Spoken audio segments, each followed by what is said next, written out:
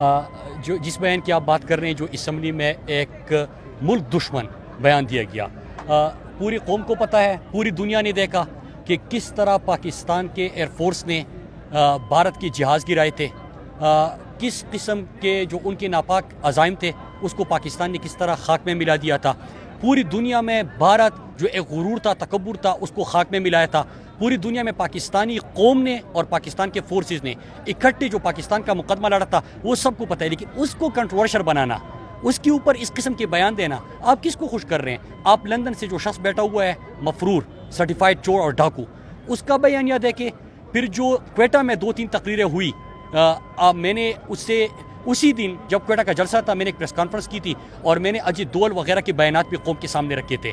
آپ وہ بیانات دیکھیے، ان کی سوچ دیکھیے، ان کی پلاننگ دیکھ لیجئے، اور پھر اس جلسے میں 2 بیانات کہ بھاڑ اکاڑ پھینک دیں گے، آزاد بلوچستان، اور پھر پارلیمنٹ میں یہ بیان۔ آپ یہ دیکھیں، آپ کو اندازہ ہو جائے گا کہ جنگ بہت بڑی ہے۔ اس لیے میں ان کو بتاتا ہوں کہ کوئی اگر نادانی میں ان کا مہرہ بن رہا ہے تو کم از کم اس کو سمجھائیے آپ، اور انشاءاللہ یہ جس طرح ہم نے دشمن کے عزائم جو ہے وہ خاک میں ملائے تھے، اسی طرح یہ جو پاکستان کے اندر بیٹھ کے کسی اور کے بیانیوں کو فروغ دے رہے ہیں ان کو بھی وہی شکست ہوگی۔ سر یہ بھی جاننا چاہیں گے، گلگت بلتستان میں الیکشن ہو رہا ہے انشاءاللہ اگلے ہفتے انشاءاللہ میں گلگت بلتستان جا رہا ہوں، اور انشاءاللہ گلگت بلتستان کے لوگ آپ دیکھیں گے کہ تحریک انصاف سے محبت کرتے ہیں، عمران خان سے محبت کرتے ہیں۔ یہ جو وعدے کر رہے ہیں 70 سال میں یہ کر لیتے۔ آج کل ایک پرچی والا پرچی گھما کے لے جا رہے کہ میں صوبہ بناؤں گا۔ بھائی بنانا ہوتا پہلے بنا لیتے، وفاقی حکومت ہماری ہے، انشاءاللہ صوبہ بھی ہم دیں گے، خوشحالی بھی ہم دیں گے، ترقی بھی ہم دیں گے۔ غیرت مند قوم ہے اور وہ صحیح معنوں میں ترقی چاہتے ہیں،